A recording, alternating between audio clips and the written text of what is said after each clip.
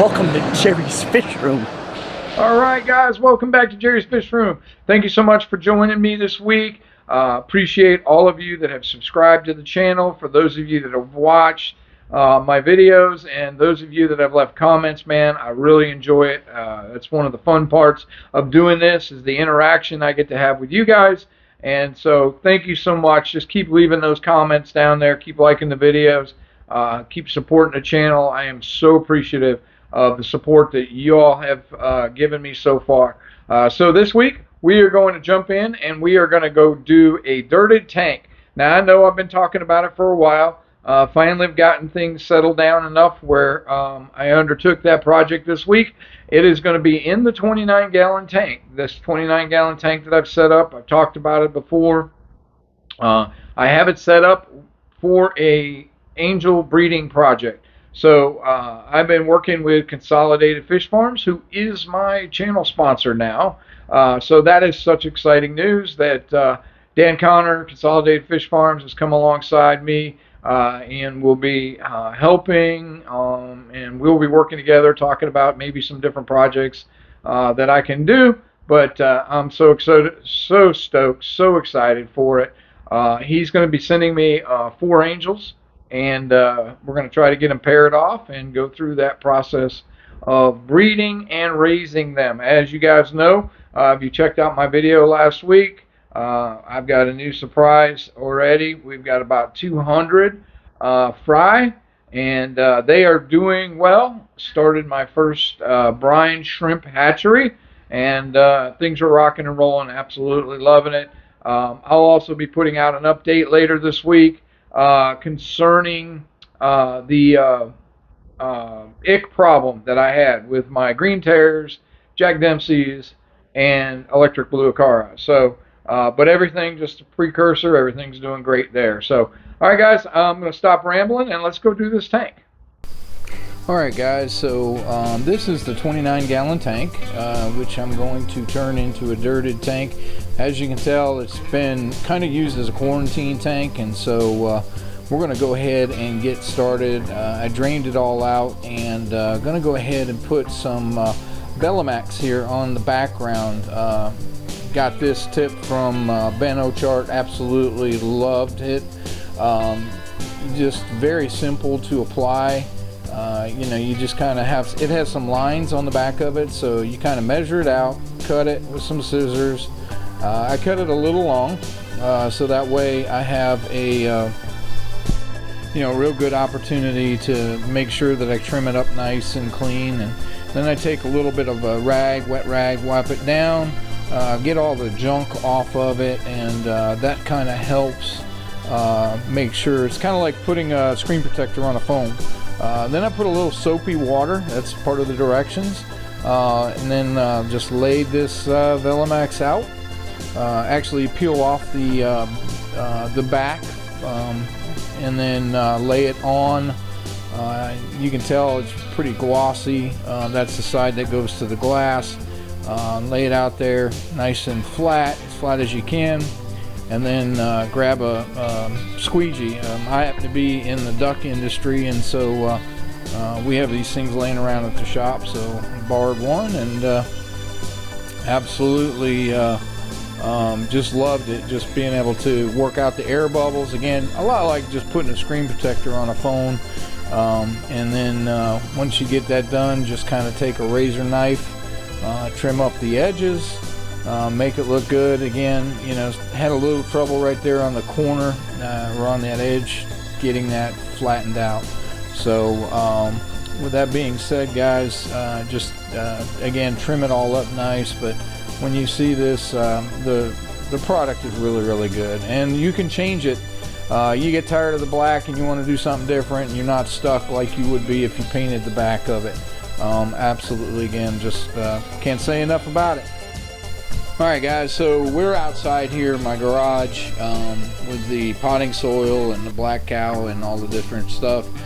This process took about 30 minutes of mixing it all up. I started out with doing half of Father Fish's 55-gallon recipe. In the 55-gallon recipe, it's 16 cups of unfertilized potting soil, 16 cups of black cow, 16 cups of peat moss, and then all of the what I would call the little additives that I put in. Put in 4 ounces of Epsom salt.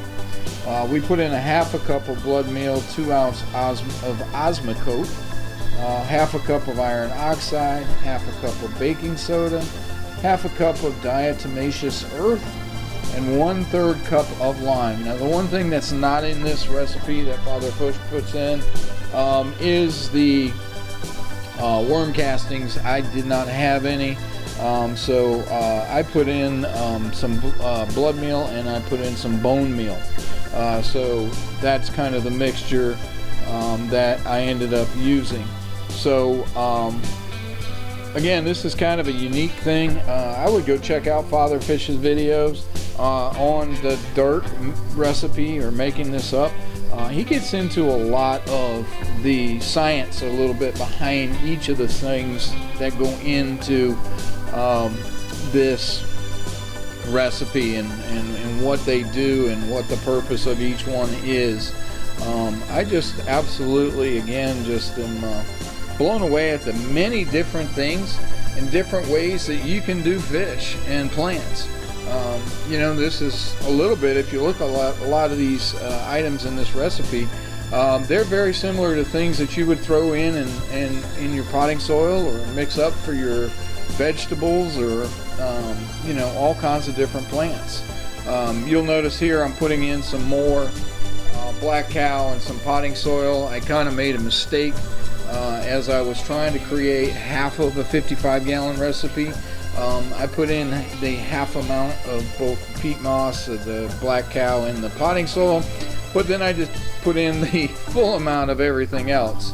So I ended up realizing that about 2/3 of the way through the process, and ended up at this point going back and throwing in the balance of what I needed to get back to the full 55-gallon recipe, because I didn't want it to become such an issue, you know, having maybe too strong of all those other items that are in there.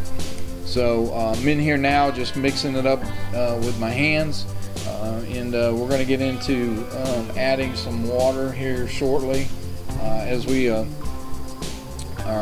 going to get this stuff kind of almost like a paste is what we're going to end up with. So here I'm adding in the water, and so how much water do you put in? 18 to 20 cups is what we put into this, and then this is where it reminded me of being a little kid making mud pies. You get your hands in there and you're getting all dirty and nasty, and I'm throwing a little bit of extra black cow and peat moss in, and some potting soil, just trying to thicken it up a little bit. Alright, so now we're back inside here, and we're going to make put the mud into the tank. Now with this, I checked again with Father Fish because I had made a 55-gallon recipe. Wanted to make sure that, or ask the question if I could put more than 1 inch of this mud mix or this dirt mix into the tank, and Father Fish was very specific and said not to put any more than 1 inch layer in here, because if you do, it could really foul the tank. You don't want to overpower it. So the idea is that the 1 inch of this mixture gives you a good fertilized base. And again, I don't know a whole lot about, haven't dug into a whole lot about the you know, the benefits and all of that. I just know that some of the tanks that I've seen that are dirted, especially Father Fish, you know, the plants just do amazing, and you know, it's kind of an ecosystem, you know, and after all, that's kind of what you see in nature. Plants typically are they're not rooted in sand out there. They're usually rooted in some in the dirt or in the mud. So now here's where you go in and you put your sand cap on. You know, I'm using a good white sand. I think this was an Imagitarium, I think is what the type of sand I was. Nice and fine. You want to put in about a 2 inch layer of cap on this this topsoil or this dirt. It helps keep it down, and then the nutrients will just slowly, gradually move up into the sand base for your plants. You know, just get it in there, kind of smooth it out, get it looking pretty good.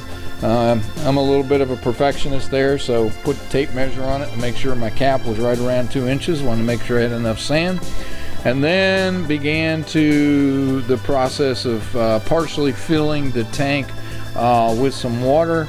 I didn't like the way the open-end hose was. It was kind of getting a little crazy, so put on my Python hook and just started to gradually fill the water. As you can see, I put a plate in there. That way I don't disrupt the sand and cause a lot of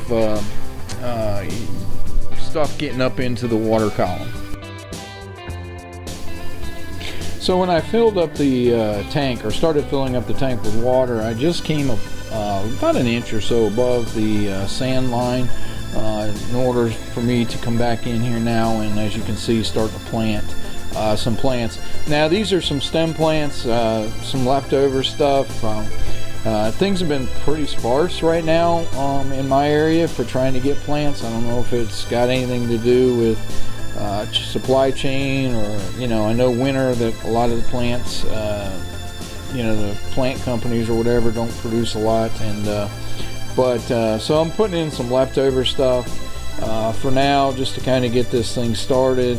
And later you'll see I made a big change. I decided to actually went to Dustin's fish tanks and ordered me up about 5 plants to put in there. Here I'm cutting the Amazon sword. This is a Amazon sword sprouts, or however you want to call it, that came from that large Amazon sword I have in my 180 that I got from Brandon the blind fish keeper. So I cut those off of the vine, or off of the branch, or whatever you want to call it, and then just started planting those in. I know they're going to grow up pretty solid, pretty thick eventually. Really curious, because I have struggled in the past with Amazon swords, so I'm really curious to see how this whole new dirted tanks setup really will do with these plants, with all of that fertilizer stuff, or, you know, all those nutrients that we put into that topsoil. So over here in the corner, you know, it's I got a sponge filter over there, and so decided to plant those Amazons. Even though they're very little right now, little babies, eventually they'll grow to a point where they'll probably cover that sponge filter and we won't see it. You know, and again, it's just kind of a somewhat of a semi-aquascape. I got you know, these angels that I'm going to be putting in here. Looking forward to that. Again, I'm not sure how angels do with certain plants, so it'll be a bit of an experiment, but hopefully these things will get some root. Laid in a right there, you'll see, just put in a piece of driftwood with some anubias on it, and now just getting ready to finish the process of getting this water filled up. Again, I can't encourage enough to get yourself a bowl or a plate or something to that effect in order to minimize the amount of substrate getting washed up into the water column and getting all foggy. And again, I just pretty much the whole way almost with this tank used a plate to get me to that level filled up to keep the substrate down. Alright, so this is the finished product. Again, all those stem plants, I ended up pulling those out as I was not really happy with how it looked. Got these plants in from Dustin's fish tanks, and absolutely just love the way they look. I've got a couple pieces of lava rock in there as well. I'm not a big what's the best way to describe it, plant person. So if you guys know what these plants are, let me know in the comments. All right, guys, thank you for coming along on that journey. Absolutely loved putting together my first dirted tank. The one thing I did notice, even though I've got some plants in there, And that was a cycled tank, by the way, that I did it with, a cycled sponge filter. I did pick up a little bit of ammonia, and I think that has a lot to do with the fertilizers and things that are in the soil that's under that sand cap. But I've talked to Father Fish through his live stream, and he assures me after 2 days this thing is going to be ready to rock and roll for fish. So I'm going to give it a little more time than that. Plus, I'm waiting to work out that shipment of fish from Consolidated Fish Farms.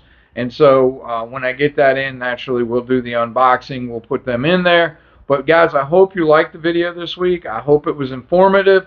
If you have ever done a dirted tank, let me hear about it in the comments. I would absolutely love to hear how you did it. Again, my recipe, or not my recipe, but Father Fish's recipe, the recipe I used, will be in the description, guys. And so feel free to use that. Again, just very excited to be able to do this project. And we'll keep updating it, and we'll see how the plants go and how this tank really adjusts. So, guys, until we meet again, until next week, thank you so much for coming along, and you know what's coming. Keep loving the fish. We'll see you guys next week.